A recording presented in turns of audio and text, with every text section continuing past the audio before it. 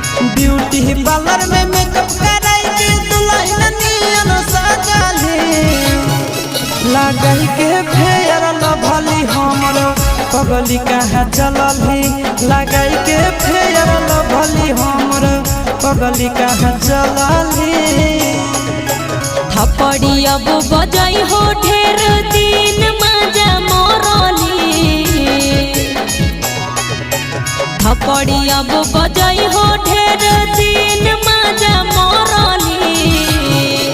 लगाई के fair lovely हम तो भतारा घर चलली लगाई के फेयर लभली हम तो पियावा घर